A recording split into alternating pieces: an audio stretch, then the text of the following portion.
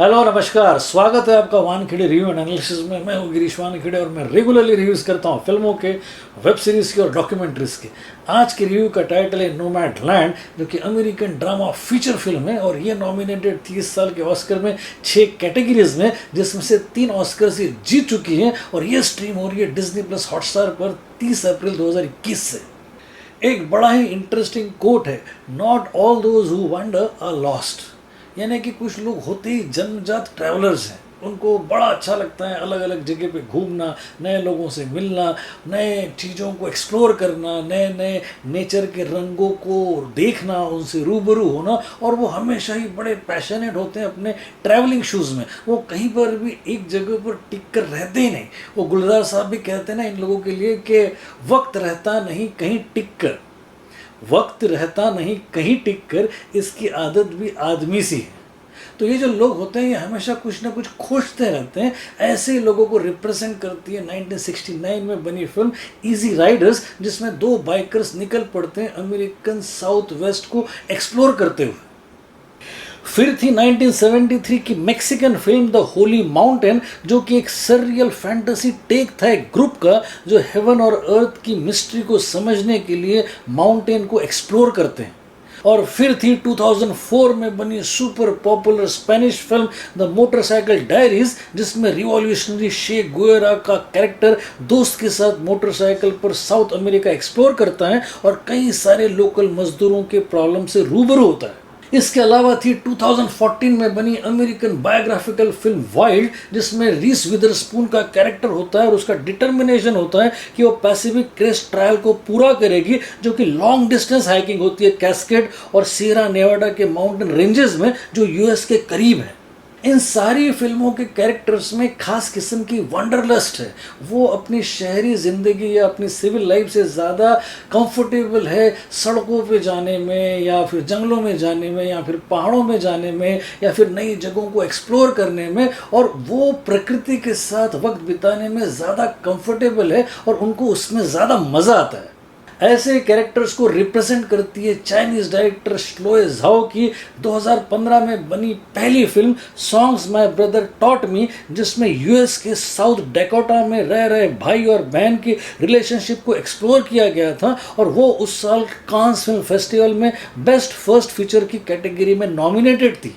फिर दूसरी फिल्म इसी डायरेक्टर की थी 2017 में बनी द राइडर, जिसमें फिर कैरेक्टर्स और लैंडस्केप का संगम था। और ये कई सारे अवार्ड जीतने के अलावा former US president Barack Obama की 2018 की फेवरेट फिल्मों में से एक थी।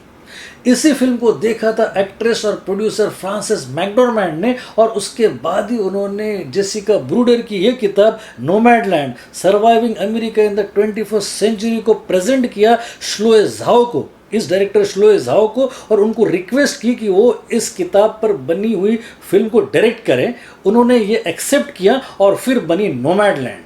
फिल्म शुरू होती है 2011 के अमेरिका के एम्पायर नेवाडा में, जहाँ पर एक यूएस जिप्सम प्लांट था जिसके कारण वो जगह जानी जाती थी। वो प्लांट बंद हो चुका है और लीड कैरेक्टर फर्न अब जॉबलेस है। उसके पति की हाल ही में मौत हो चुकी है और ये दोनों ने जिंदगी भर इसी प्लांट में काम किया है। अब चूंकि ये रिसेशन का दौर है, इसलिए कहीं कोई नौकरियां नहीं है, इसलिए वो सारा सामान एक वैन में डालकर वो अपनी वैन लेकर निकल पड़ती है। वैन ड्वेलिंग नाम का प्रकार है जिसमें लोग अपनी वैन में house batteries, solar panels, toilet, sink, storage और बेड प्लेटफॉर्म बनाते हैं और कई बार फुल टाइम या पार्ट टाइम उसी में रहते हैं। फर्न निकल पड़ती है अपनी इसी वैन में एज अ नोमैड, और फिर वो अमेजॉन फुलफिलमेंट सेंटर में एक सीजनल जॉब ले लेती है। फिर वो कुछ और फेलो नोमैड से मिलती है जो उसे उस लाइफ में सर्वाइवल स्किल्स, फिर सपोर्ट सिस्टम, और फिर अलग अलग टेम्परेचर में कोप करने का तरीका और वैन में ही सेल्फ सफिशिएंट होने के रास्ते समझाते हैं। उसे सबसे पहले लिंडा नाम की कैरेक्टर मिलती है और उसके बाद उसको मिलता है बॉब वेल्स, जो कि इस तरह के नोमैड्स को जमा करके उनको इंस्पायर करता है और उन्हें आरटीआर यानी कि रबर ट्रैम्प रेंडेवो, मतलब नए नोमैड्स का बूट कैंप होता है वो, उससे उसे इंट्रोड्यूस करता है। और फिर उसे स्वैंकी नाम की एक कैरेक्टर मिलती है जिसको कैंसर है, लेकिन वो अपने अंतिम दिन अस्पताल में बिताने के बजाय एज अ नोमैड वो बाहर नेचर के साथ ही अपना वक्त बिताना चाहती है।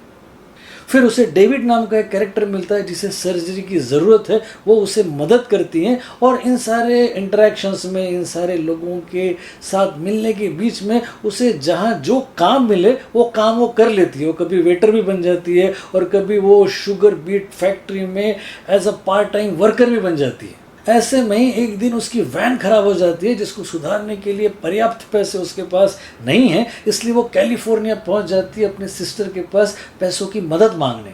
उसकी सिस्टर प्रॉस्पेरस है और जनरस है और वो नहीं चाहते कि फ़ोन इस तरह की नोमैड की ज़िंदगी जिए, इसलिए वो उससे रिक्वेस्ट करती है कि वो ये लाइफ छोड़ दे और उनके साथ ही उनके घर पर रहे।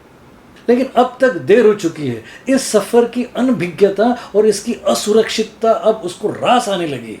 वो एक बार वापस आकर अपने पुराने घर पे एक नज़र डाल देती हैं और उसके बाद वो निकल पड़ती है नई सड़कों पर, नए पहाड़ों की तरफ, नए नदियों की तरफ और नए सफ़र की तरफ। इस पूरे 108 मिनट की फिल्म में एक लय है, एक रिदम है, एक ऐसी पोइट्री है जो आपको मंत्रमुग्ध कर देती है। मैं इस खूबसूरत फिल्म को देखने के कम से कम आपको 8 रीजंस दे सकता हूँ। सबसे पहला रीज़न है स्क्रीन प्ले। फिल्म का अप्रोच नॉन नरेटिव और लेयर्ड है। फिल्म का जो कन्वेंशनल तरीका होता है या पैटर्न होता है जिसमें प्लॉट हो, प्री क्लाइमैक्स हो, क्लाइमैक्स हो, इन कन्वेंशनल पैरामीटर्स को न मानते हुए एक बड़ा ही रियलिस्टिक डॉक्यूमेंट्री टाइप का अप्रोच रखा गया है जो बड़ा इंटीमेट है। डायरेक्टर श्लोए झाओ ने ही डेवलप किया है अडाप्टेड स्क्रीन प्ले जो इस साल के ऑस्कर में नॉमिनेटेड था। इस राइटिंग में एक खास किस्म का फिलोसॉफिकल ब्लेंड है जो बड़ा ही हार्ट वार्मिंग है। दूसरा रीज़न है सिनेमाटोग्राफी। इस कैटेगरी में भी इसका ऑस्कर में नॉमिनेशन था लेकिन इसे मिला नहीं, इसलिए इंटरनेट पर कई लोगों ने इसे ऑस्कर्स के कई ब्लेंडर्स में से एक कहा है। जोशुआ जेम्स रिचर्ड्स है सिनेमाटोग्राफर जिन्होंने इस अमेरिकन लैंडस्केप्स को बड़े ही खूबसूरत ढंग से शूट किया है। नेचुरल लाइट्स में ज़्यादा शॉट्स लिए हैं और फिर बारिश, तूफान और वो पहाड़ों और नदियों के वो कमाल के वाइड शॉट्स, टॉप एंगल्स, मतलब आप प्यार में पड़ जाते हो इस आर्ट फॉर्म के, इतना इम्प्रेसिव काम है इनका। तीसरा रीज़न है एडिटिंग। डायरेक्टर श्लोए झाओ ने ही एडिट की है ये फिल्म और वो इस कैटेगरी में भी नॉमिनेटेड थी। हार्ड रियलिज्म और कई सारे लंबे सीक्वेंसेस होने के बावजूद भी इसकी एडिटिंग में एक फ्लो है, एक लयबद्धता है जो कई पात्रों और प्रांतों से गुजरती हुई आप तक पहुंचती है और वो भी बड़ी कुशलता के साथ। क्लासी है ये। चौथा रीज़न है प्रोडक्शन। डायरेक्टर श्लोए झाओ और एक्ट्रेस फ्रांसिस मैकडोरमैंड के अलावा है पीटर स्पियर्स, मॉली अशर और डैन जानवी जिन्होंने मिलकर इस रिस्की और अनकन्वेंशनल प्रोजेक्ट को न्याय दिया है और साथ ही साथ ऑस्कर भी जीते हैं और $5 मिलियन की बजट में इसे बनाकर इसे कमर्शियली सक्सेसफुल भी कर दिया है। पांचवा रीज़न है डायरेक्शन। इस तरह की सेल्फ इंडल्जेंट कहानियाँ कहने में ताकत लगती है। डायरेक्टर श्लोए झाओ के पास वो है और साथ ही साथ विजन भी है जिसके कारण आज सारी दुनिया उनको सलाम कर रही है। अनफॉर्चुनेटली उन्होंने कभी चाइना को क्रिटिसाइज़ किया था, इसलिए चाइना ने उनके ऊपर और उनके इस ऑस्कर पर प्रतिबंध लगाया हुआ है। छठा रीज़न है रिलेशनशिप्स। इस फिल्म में सारी रिलेशनशिप्स को बड़ी ही तन्मयता के साथ एक्सप्लोर किया गया है। फ़ोन की अपनी सिस्टर के साथ की रिलेशनशिप, फिर उसकी अपने मृत पति और अपने मृत बेटे के साथ की रिलेशनशिप, उसके अलावा फिर उसके नए जो दोस्त बने जिनमें लिंडा है, स्वैंकी है, डेविड है, बॉब वेल्स है, इनके साथ की रिलेशनशिप्स। इन सारी रिलेशनशिप्स में एक ख़ास किस्म की वार्मथ है, एक रिस्पेक्ट है और एक बॉन्डिंग है जो आपके दिलो दिमाग में घर कर जाती है। सातवां रीज़न है फिलॉसफी। एक फिलोसॉफिकल टच है इस फिल्म में। फ़ोन हमेशा ये कहती है कि व्हाट वी रिमेंबर लिव्स। उसके अलावा जो उनका नोमैड लीडर है वो ये कहता है कि ज़िंदगी में कभी भी फाइनल गुड बाय नहीं होता, हम उन्हें ज़रूर मिलते हैं जिन्हें हम मिस करते हैं या खोजते हैं। We will always meet them down the road.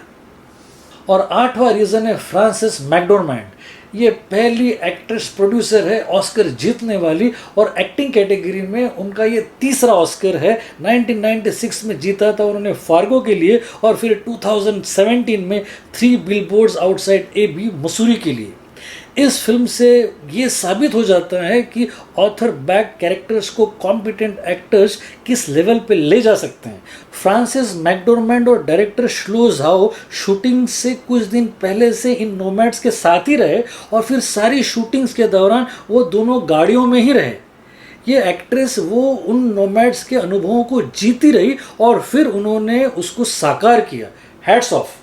तो ये थे वो 8 रीजंस इस फिल्म को देखने के। इसके अलावा मैं आपको बता दूं कि ये पिछले साल की सर्वश्रेष्ठ फिल्मों में से एक है। ये एक ही ऐसी फिल्म है जो वेनिस और टोरंटो दोनों में टॉप प्राइज ले चुकी है और साथ ही साथ 6 ऑस्कर नॉमिनेशंस में से 3 ऑस्कर्स ले चुकी है, बेस्ट डायरेक्टर, बेस्ट पिक्चर और बेस्ट एक्ट्रेस। और साथ ही साथ ये सबसे इंटरेस्टिंग बात है कि इस पूरी फिल्म का घटनाक्रम बड़ा ही संत गति से आगे बढ़ता है, यानी कि कोई जल्दबाजी नहीं है। इस पूरी फिल्म के फ्लो में एक पोएट्री है, एक रिदम है, एक संगीत है, एक नदी जैसा प्रवाह है। अगर आप उस नदी के प्रवाह में भीगे तो ये फिल्म आपकी है। Go for it.